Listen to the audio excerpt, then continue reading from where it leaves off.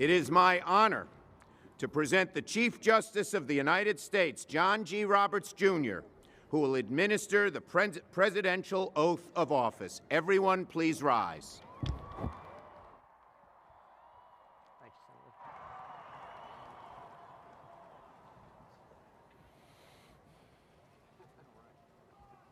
Please raise your right hand and repeat after me.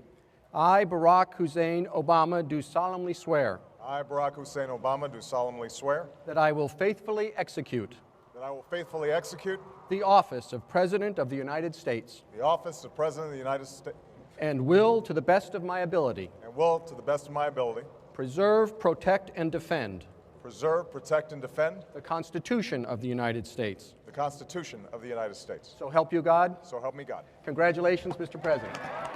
Well done.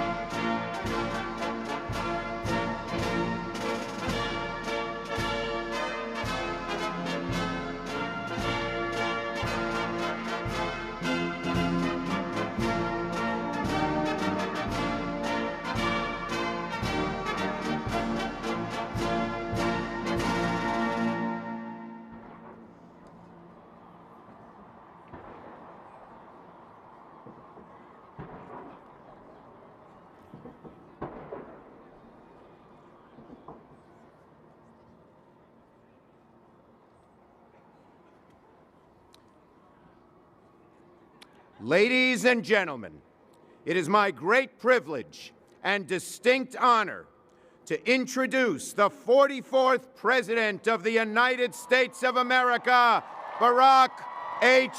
Obama.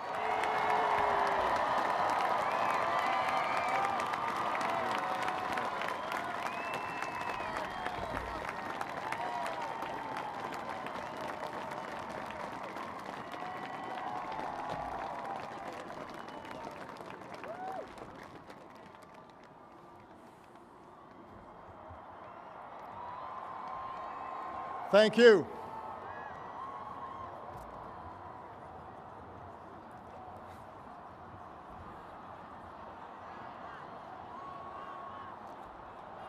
Thank you. Thank you so much. Vice President Biden, Mr. Chief Justice, members of the United States Congress, distinguished guests, and fellow citizens. Each time we gather to inaugurate a president, we bear witness to the enduring strength of our Constitution. We affirm the promise of our democracy. We recall that what binds this nation together is not the colors of our skin or the tenets of our faith or the origins of our names. What makes us exceptional, what makes us American, is our allegiance to an idea articulated in a declaration made more than 2 centuries ago. We hold these truths to be self-evident, that all men are created equal,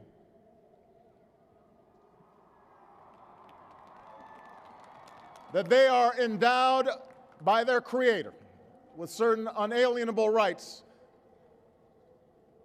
that among these are life, liberty, and the pursuit of happiness.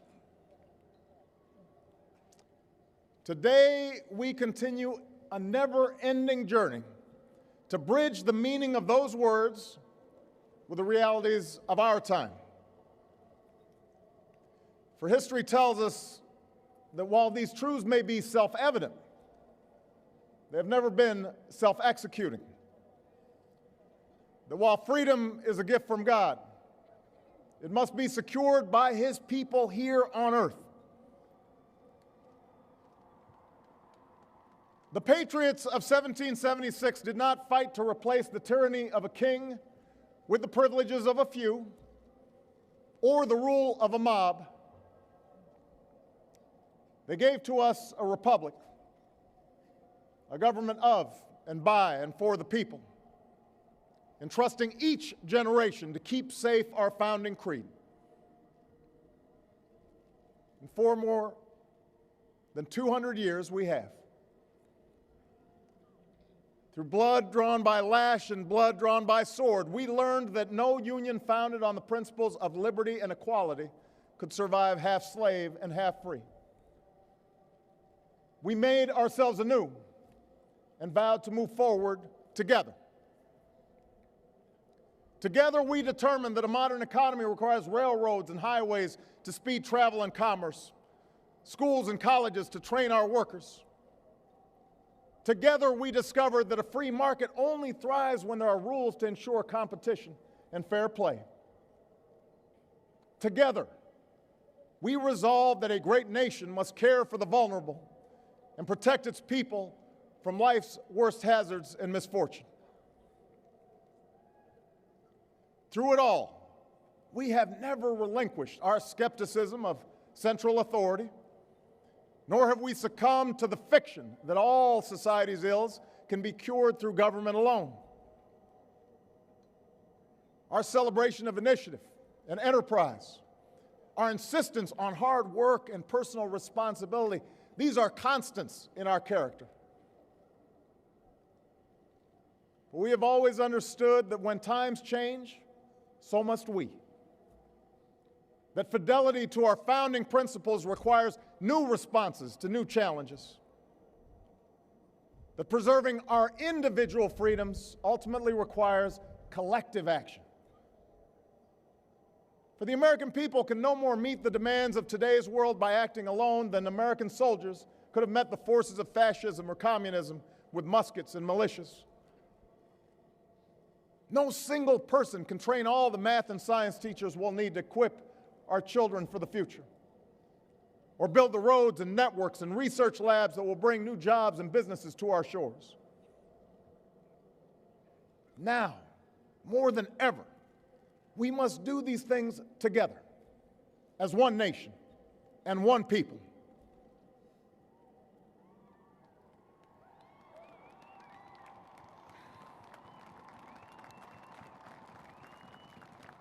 This generation of Americans has been tested by crises that steeled our resolve and proved our resilience. A decade of war is now ending.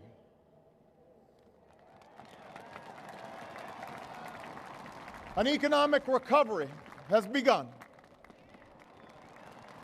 America's possibilities are limitless, for we possess all the qualities that this world without boundaries demands: youth and drive, diversity and openness, an endless capacity for risk, and a gift for reinvention. My fellow Americans, we are made for this moment, and we will seize it so long as we seize it together.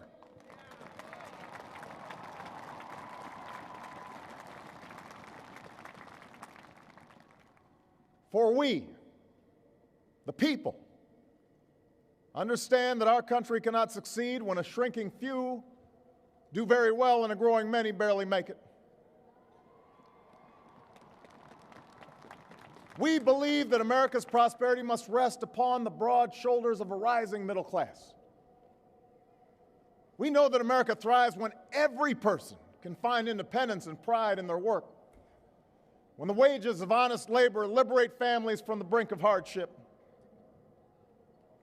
We are true to our creed when a little girl born into the bleakest poverty knows that she has the same chance to succeed as anybody else because she is an American, she is free, and she is equal not just in the eyes of God, but also in our own.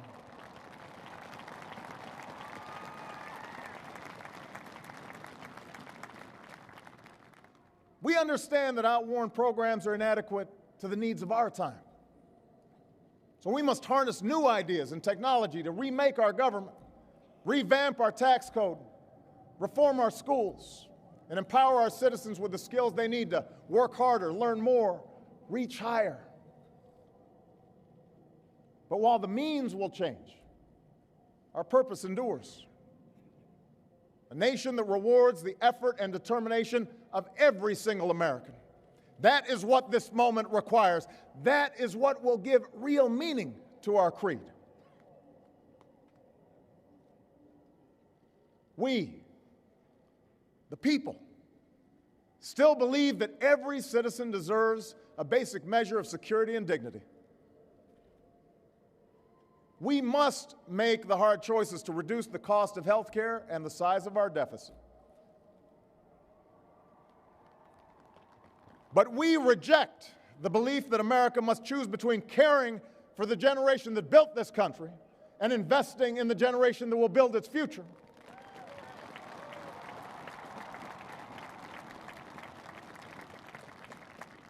For we remember the lessons of our past, when twilight years were spent in poverty and parents of a child with a disability had nowhere to turn. We do not believe that in this country freedom is reserved for the lucky or happiness for the few.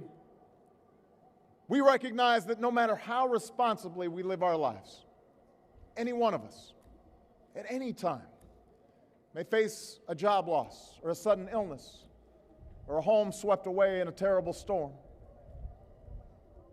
The commitments we make to each other through Medicare and Medicaid and Social Security, these things do not sap our initiative, they strengthen us. They do not make us a nation of takers, they free us to take the risks that make this country great.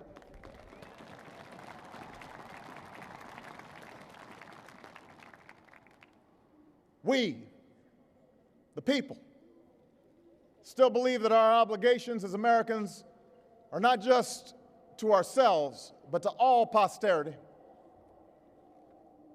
We will respond to the threat of climate change, knowing that the failure to do so would betray our children and future generations.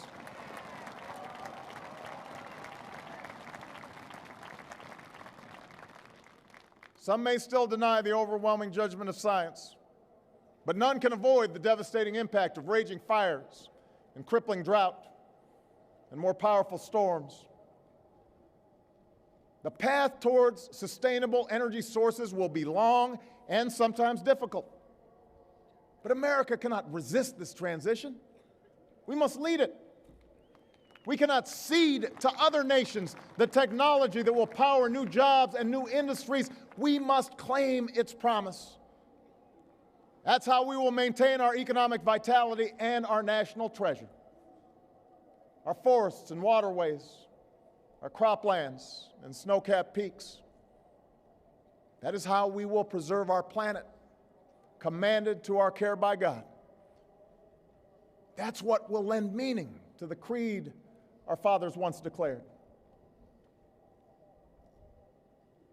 We, the people, still believe that enduring security and lasting peace do not require perpetual war.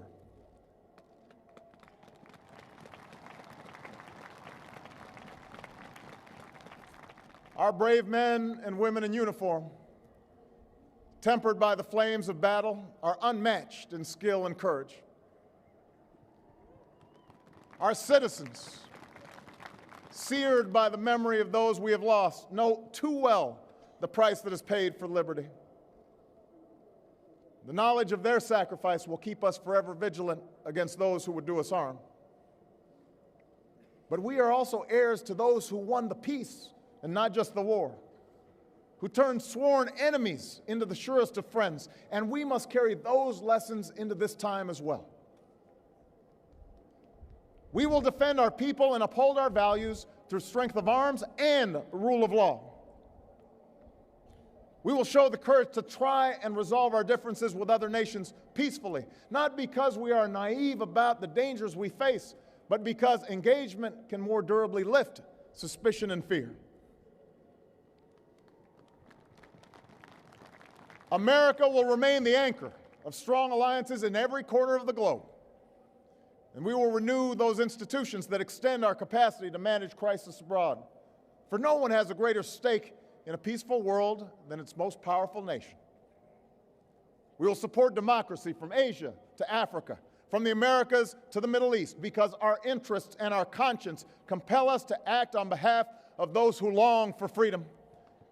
And we must be a source of hope to the poor, the sick, the marginalized, the victims of prejudice, not out of mere charity, but because peace in our time requires the constant advance of those principles that our common creed describes: tolerance and opportunity, human dignity, and justice. We, the people, declare today that the most evident of truths, that all of us are created equal, is the star that guides us still. Just as it guided our forebears through Seneca Falls and Selma and Stonewall, just as it guided all those men and women, sung and unsung, who left footprints along this great mall, to hear a preacher say that we cannot walk alone, to hear a king proclaim that our individual freedom is inextricably bound to the freedom of every soul on earth.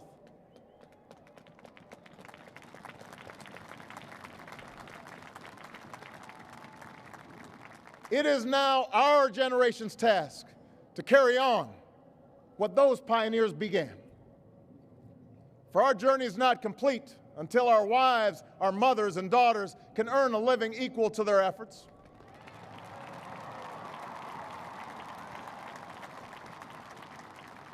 Our journey is not complete until our gay brothers and sisters are treated like anyone else under the law.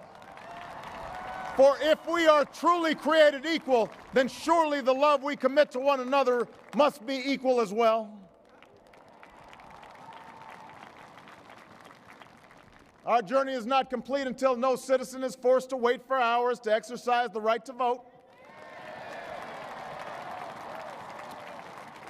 Our journey is not complete until we find a better way to welcome the striving, hopeful immigrants who still see America as a land of opportunity, until bright young students and engineers are enlisted in our workforce rather than expelled from our country.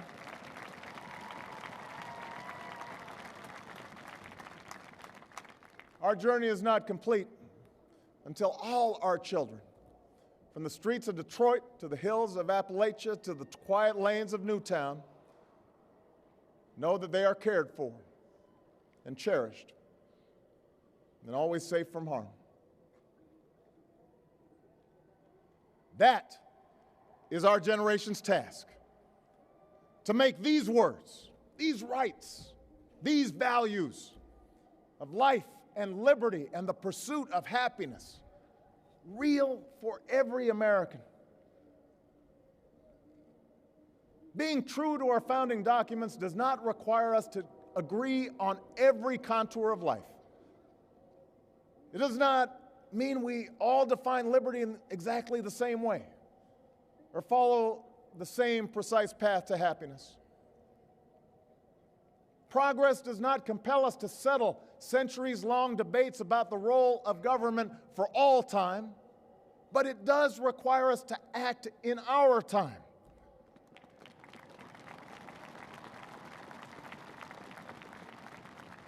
For now, decisions are upon us, and we cannot afford delay.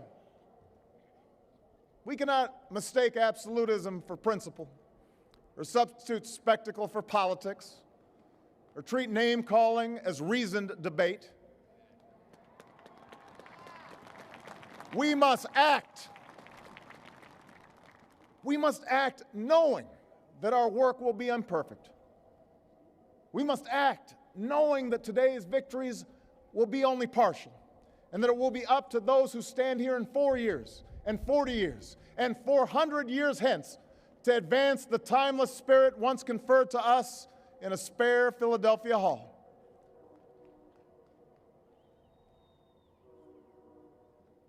My fellow Americans, the oath I have sworn before you today, like the one recited by others who serve in this Capitol was an oath to God and country, not party or faction. And we must faithfully execute that pledge during the duration of our service.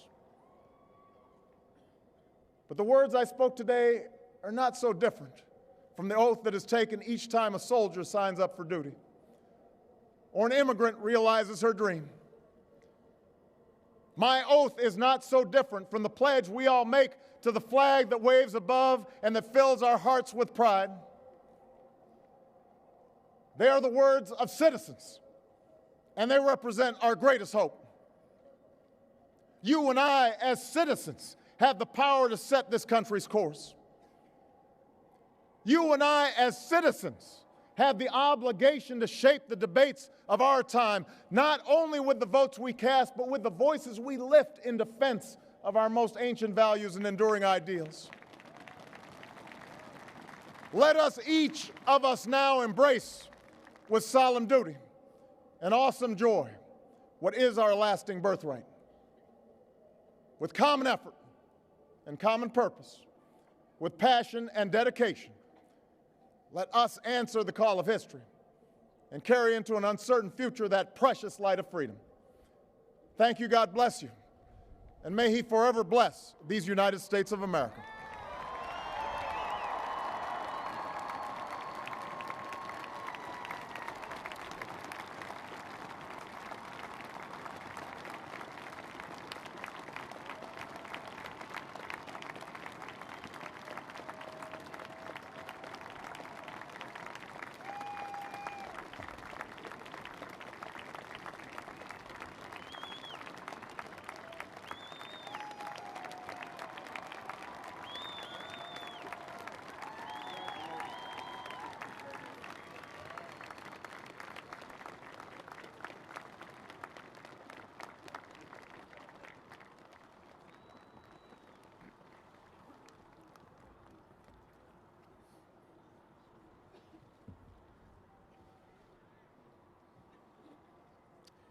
At this time, please join me in welcoming award-winning artist Kelly Clarkson, accompanied by the United States Marine Band.